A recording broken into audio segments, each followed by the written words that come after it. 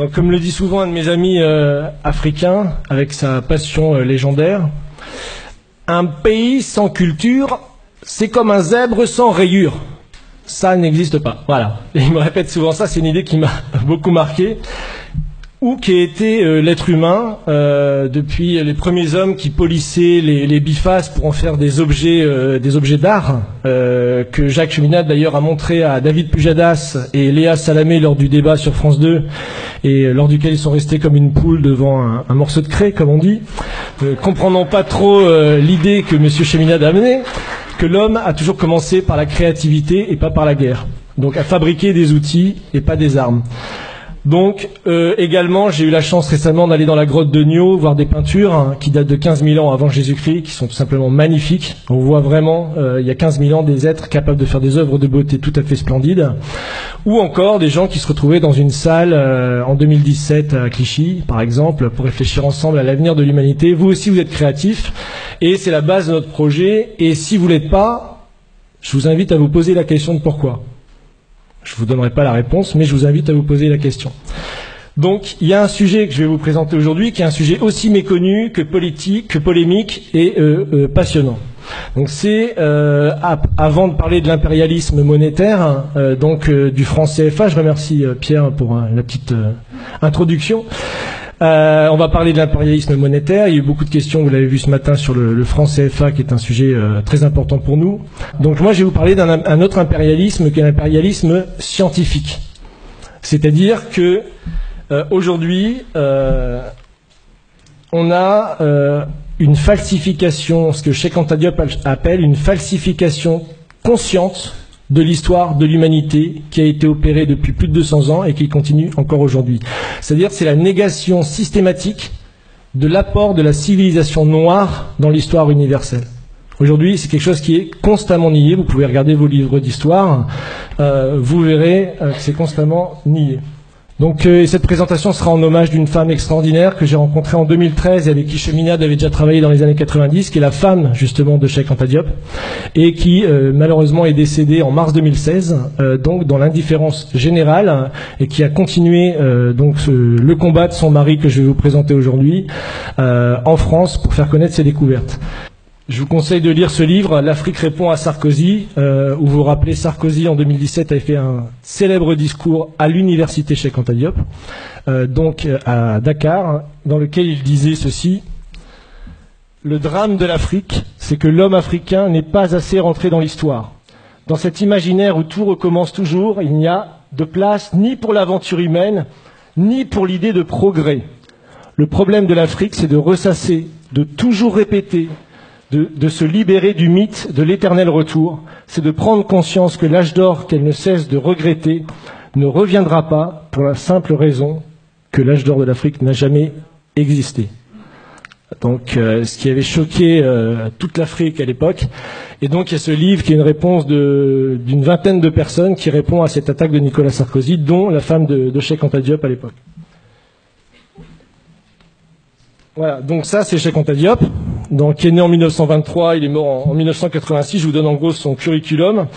Donc c'est quelqu'un qui est venu faire ses études en France et qui s'est engagé tout de suite dans des études de physique et de chimie nucléaire et qui a travaillé avec justement Frédéric Joliot-Curie à l'époque et qui a passé justement un diplôme justement pour devenir physicien et chimiste nucléaire, ce qui lui a permis de réaliser déjà à son époque une prouesse. C'est-à-dire qu'il a créé le premier laboratoire africain de datation des fossiles archéologiques au radiocarbone, donc dans les années 60. Donc ça, c'était déjà une prouesse qui permettait justement de faire des tests de mélanine sur des échantillons justement de momies égyptiennes afin de prouver que les pharaons égyptiens étaient noirs, qui est la grande découverte qu'il a fait et qu'il a exposée. Donc là, c'est pour présenter un peu le personnage. Donc la base de sa découverte, c'est ce qu'on appelle l'homme de Grimaldi. Donc l'homme de Grimaldi, vous voyez ici, qui a été découvert à la frontière italienne, donc à Menton, donc en 1901, et donc qui sont des fossiles justement négroïdes, qui sont arrivés justement en Europe à cette époque-là, donc moins 40 000, moins 30 000.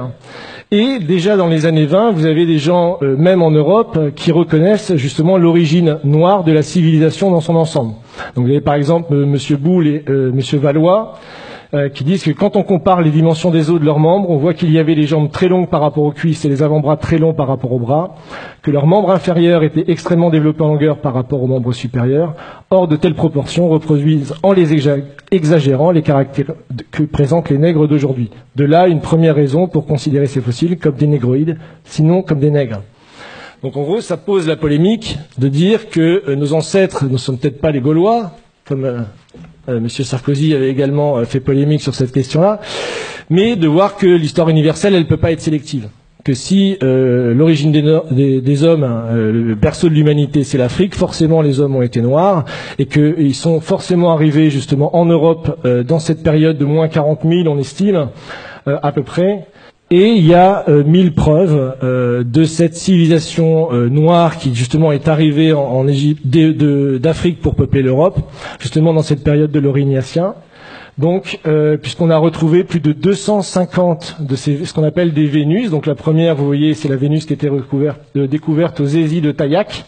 C'est Vénus de Sireuil, découverte en l'an 1900 à Sireuil, commune des Hésies de Taillac dans la Dordogne, et qui est datée de moins 25 000 ans. Donc on voit sa caractéristique, évidemment, négroïde, comme on disait à l'époque, et qui est au musée de Saint-Germain-en-Laye. Et en dessous, vous avez la Vénus de Willendorf, qui est une statuette également en calcaire, découverte en 1908, ce coup-ci en Autriche. Donc voilà, déjà plus loin sur les terres européennes. Et il y en a énormément. En fait, il y a plus de 250 œuvres d'art de type africain qui ont été retrouvées entre moins 30 000 et moins 20 000 ans. Donc sur tout l'ensemble de l'Europe et jusqu'à même en Sibérie. On a retrouvé des statuettes comme ça d'art noir jusqu'en Sibérie. Donc à l'époque, mais j'ai pas la photo ici, je pouvais pas tout montrer. Donc on voit que dès les années, disons 1900, grâce à la science, au progrès, aux découvertes, on fait ces découvertes et la question commence à se poser et si justement le berceau de l'humanité c'est bien l'Afrique, on se pose déjà la question, et si vraiment l'espèce humaine était noire à l'origine, et qu'est-ce que ça veut dire à une époque où je vous rappelle, d'entre 1890, 1900, 1915, la France est investie, vous le savez, d'une mission civilisatrice. Évidemment dans ces colonies où on doit aller éduquer ces gens qui n'ont pas de culture, qui n'ont pas de passé, etc. Donc c'est un sujet qui fait extrêmement polémique, qui met énormément les scientifiques dans une bataille très importante. Et là, vous avez justement ce qui provoque la polémique, ça c'est à l'époque de Cheikh Anta Diop. Donc c'est justement l'arrivée des premiers Homo sapiens donc en Afrique, dans la vallée de l'Omo, donc il y a 150 000 ans. Et l'invasion, enfin invasion c'est un mot que j'aurais pas mis, de l'Europe par le négroïde grimaldien venu d'Afrique pendant 33 000 ans. Et donc c'est à ce moment-là qu'on peut dire qu'il y a eu cette phase, ce que les scientifiques appellent la dépigmentation régressive de l'homme noir à l'homme blanc, qui a suivi la migration climatique justement des premiers hommes qui étaient nés dans la vallée de l'Omo. Alors il y a des découvertes qui ont été faites récemment, il faut le savoir. On vient de découvrir un homme au Maroc.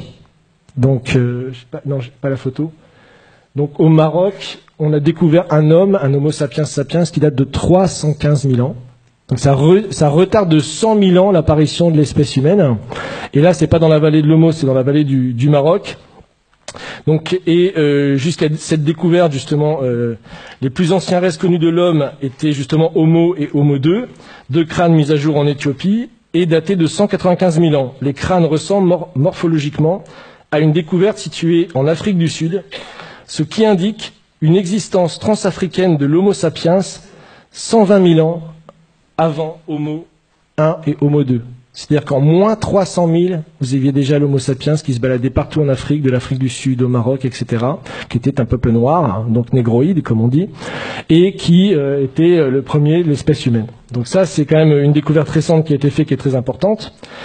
Et comme la science évidemment, à ses découvreurs, elle a aussi ses falsificateurs, et ça c'est quelque chose de très comique, puisque à l'époque, quand on fait toutes ces découvertes, ça bouleverse complètement les connaissances, et donc vous avez un très célèbre scientifique anglais qui s'appelle Charles Dawson, qui lui va tout simplement créer un homme européen né en Europe et qui est évidemment tout à fait différent de l'homme africain, parce qu'évidemment il est impensable pour l'Empire britannique de l'époque d'avoir, si vous voulez, l'origine noire de l'espèce humaine, c'est quand même pas concevable.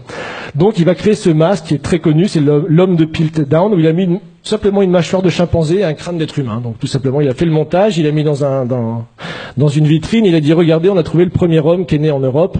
Et donc ça prouve que nous, les civilisations avancées, ne sommes pas descendants des civilisations barbares, noires, etc. Donc ça a fait quand même savoir que ça a été enseigné, cette fraude scientifique a été enseignée entre 1912 et 1954 dans tous les livres d'histoire européens.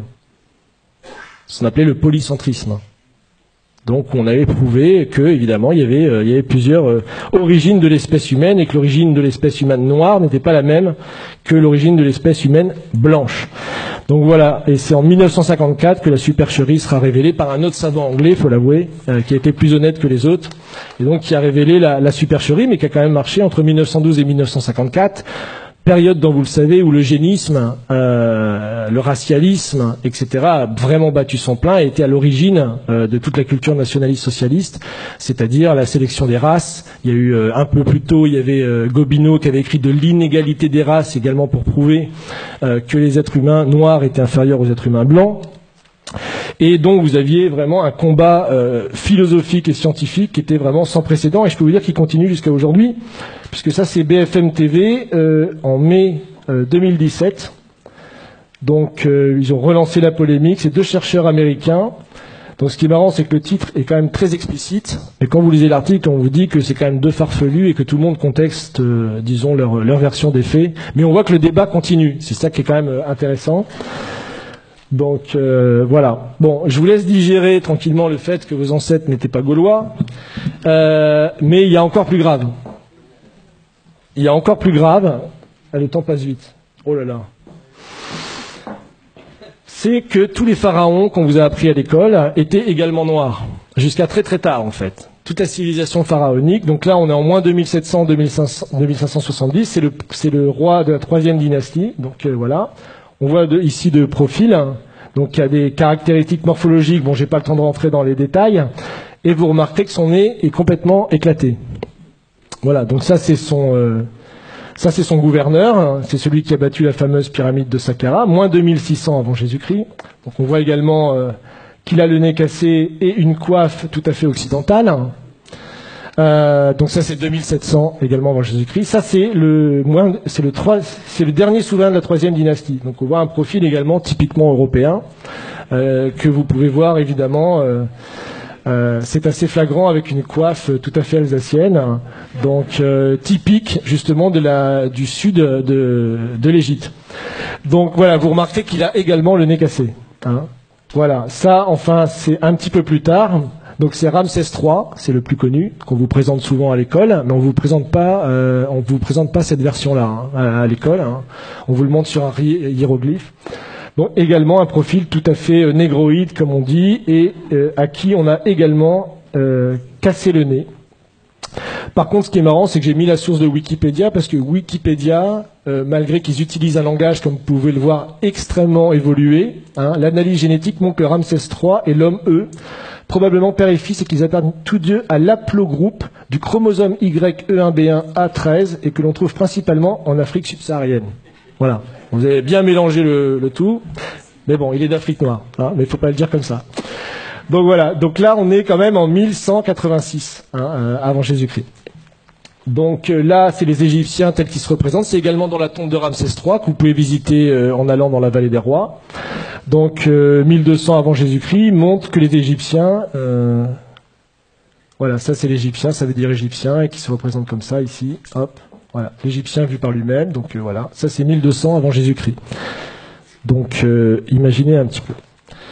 Donc voilà. Et certains scientifiques, déjà un peu plus tôt, et c'est les découvertes qu'a fait Cheikh Anta Diop, c'est-à-dire que lui il a même découvert que bien avant les découvertes qu'on a fait par la science, des explorateurs au moment des invasions de Napoléon ou des Anglais ou des Allemands qui étaient allés en Égypte, avaient découvert que les pharaons étaient noirs, mais que personne ne voulait en parler. Donc lui, c'est Lepsius, c'est le fondateur de l'égyptologie en Allemagne, et il dit, voilà, tout simplement, bon, c'est une citation de son livre, hein, que vous pouvez trouver sur Internet, là où on s'attendait à voir un Égyptien, bizarre, on trouve un nègre authentique, tout à fait original. Donc ça, bon, j'ai pas le temps, c'est une icône byzantine du XIe siècle qui montre le roi Salomon allant visiter le pharaon noir, qui est très caractéristique, Et dans le Cantique des Cantiques, pour ceux qui connaissent la Bible, vous connaissez ce passage, je suis noire et pourtant belle, fille de Jérusalem, comme les temples de Kédar, les pavillons de Salomon. Voilà, pour ceux qui... Voilà. Donc voilà, encore une fois, là, il y en a plein, en fait. Hein. Bon, non seulement l'homme avant d'être blanc était noir, non seulement les pharaons également étaient noirs, et on bâtit également, était le berceau des sciences et des arts. Et ça, c'est la vraie négation, je pense, la plus consciente, qui a été faite jusqu'à présent, et qui perdure dans nos écoles aujourd'hui, même jusqu'en Europe. Donc, puisque vous avez là également dans une des tombes, 2000 ans avant la balance d'Archimède, le système de balance avec des curseurs, afin de déplacer le centre d'inertie. Donc, vous avez là, tout simplement, le point de levier, et ici, ce qu'on appelle... le principe d'Archimède qui disait pour soulever la Terre, donnez-moi un point d'appui, qu'il a rédigé dans un traité, évidemment, 2000 ans plus tard, enfin 1500 ans plus tard, et en disant que c'était sa découverte et que c'était lui qui avait découvert toutes ces sciences géométriques. Donc, encore plus intéressant, le papyrus de Moscou, donc ça, il se trouve à Moscou, justement, aujourd'hui, il est au musée Pouchkine de Moscou. Et en fait, c'est les papyrus qui prouvent toutes les découvertes géométriques qui ont été faites par l'Égypte noire pharaonique, justement, entre moins 1500 et moins 3000 avant Jésus-Christ. Donc là, vous avez par exemple la pyramide tronquée, vous avez le calcul de la demi-sphère, vous avez Pythagore, vous avez le calcul des ellipses, vous avez ça aussi, là c'est l'autre papyrus de Rhind. Donc vous avez ici donc, le théorème de Thalès, donc, ça vous trouvez aussi dans des tombes, dans le papyrus. Donc ici, et Thalès lui-même a avoué qu'il avait fait sa découverte en Égypte, qu'il avait lui-même fait sa découverte en Égypte. Mais il n'a pas dit que c'était les prêtres égyptiens qui lui avaient enseigné justement cette chose-là. Donc ils se sont tout accaparés. Donc là, ils ont même été jusqu'à calculer des coniques. On retrouve des études de coniques, bon ça c'est pour les matheux, qui sont soi-disant attribuées beaucoup plus tard, plus de 3000 ans plus tard. Là, le calcul de l'ellipse, de la demi-sphère, toutes ces choses-là ont été découvertes déjà avant moins 2000 par les Égyptiens à l'époque. Donc, encore plus fou, c'est que les pyramides ont été faites, elles, encore plus tôt. Donc c'est 2600 pour la pyramide, je crois que j'ai les dates ici. J'ai encore un peu de temps. Oui. Donc ça c'est la pyramide de Khéops qui a été faite en 2500 avant Jésus-Christ. Donc il nécessite des niveaux de science extrêmement aboutis, puisque la base de la pyramide est horizontale à 20 mm près. Vous imaginez déjà les calculs qu'il fallait faire. Et pour obtenir un carré parfait de la pyramide, c'est seulement 0,05% d'erreurs qui ont été faites. Aujourd'hui encore, moi j'ai lu des thèses qui datent de 1970, qui vous prouvent qu'il est impossible que les Égyptiens aient construit les pyramides. Il y a des thèses qui sont écrites là-dessus jusque dans les années 70. J'ai même une citation là, qui est sur un site de vulgarisation scientifique, qui ont des dizaines de milliers d'abonnés. C'est vraiment une chaîne YouTube et tout ça qui est très bien. Et vous pouvez dire que, sachant que les mathématiques, la géométrie et autres sciences nécessaires à de tels résultats n'existaient pas dans l'Égypte ancienne, en tout cas pas sous une forme élaborée, Pythagore évidemment ne naîtra que 1000 ans plus tard, comment les Égyptiens sont-ils parvenus à un tel degré de perfection? Pas de révélation évidemment dans ce site, mais rassurez-vous, les égyptologues continuent de chercher. Donc ça, c'est publié en 2015. Vous imaginez. Donc ça, c'est pour vous montrer les dates justement des grands découvreurs qu'on apprend à l'école. Donc le théorème de Pythagore, Thalès, le théorème de Thalès, évidemment, puis d'autres scientifiques ont travaillé sur les coniques ou Archimède. Donc voilà. Enfin, pour finir, ça c'est une image peinte du Sphinx à l'époque de Napoléon, par quelqu'un qui s'appelle Vivant Denon, et donc qui est assez caractéristique, comme vous pouvez le voir, de la race négroïde des Égyptiens. Donc ça, c'était publié à l'époque, et lui-même disait, je vous cite, « Je n'eus que le temps d'observer le Sphinx, qui mérite d'être dessiné avec le soin le plus scrupuleux, et qui ne l'a jamais été de cette manière. Quoique ses proportions soient colossales, les contours qui en sont conservés sont aussi souples que purs. L'expression de la tête est douce, gracieuse et tranquille. Le caractère en est africain, mais la bouche dont les lèvres sont épaisses a une mollesse dans le mouvement et une finesse d'exécution vraiment admirable. C'est de la chair et de la vie. Quant au caractère de leur figure humaine, n'empruntant rien des autres nations, ils ont copié leur propre nature, qui était plus gracieuse que belle. En tout le caractère africain, dont le nègre à la charge est peut-être le principe. » Donc ça, le Sphinx, je vous rappelle, c'est en même temps que les pyramides, hein, c'est 2600 avant Jésus-Christ. C'est d'ailleurs jusque la basilique Saint-Pierre de Rome, je crois que c'est plus grand que la basilique Saint-Pierre de Rome encore aujourd'hui, et c'est encore aujourd'hui la plus grande sculpture réalisée sur un seul bloc, 2600 ans avant Jésus-Christ. Donc c'est encore une prouesse scientifique qu'on ne sait pas expliquer aujourd'hui. Hein. Donc voilà, et pour finir, puisque le temps presse, ça c'est un proche également de Napoléon, donc qui a été avec lui dans les voyages en Égypte, et qui fait cette citation sur laquelle je terminerai pour vous laisser réfléchir à tout ce que je viens de vous dire. Donc il parle justement des Égyptiens. Tous ont le visage bouffi, l'œil gonflé, le nez écrasé, la lèvre grosse, en un mot un vrai visage de mulâtre. J'étais tenté de l'attribuer au climat lorsqu'ayant été visiter le Sphinx, son aspect me donna le mot de l'énigme.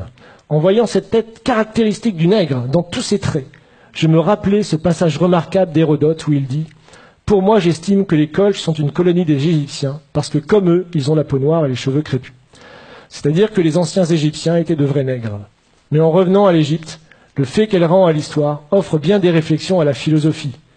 Quel sujet de méditation de voir la barbarie et l'ignorance actuelle des Coptes, issus de l'alliance du génie profond des Égyptiens et de l'esprit brillant des Grecs, de penser que cette race noire, aujourd'hui notre esclave, est l'objet de nos mépris, et celle-là même à qui nous devons nos arts, nos sciences et jusqu'à l'usage de la parole.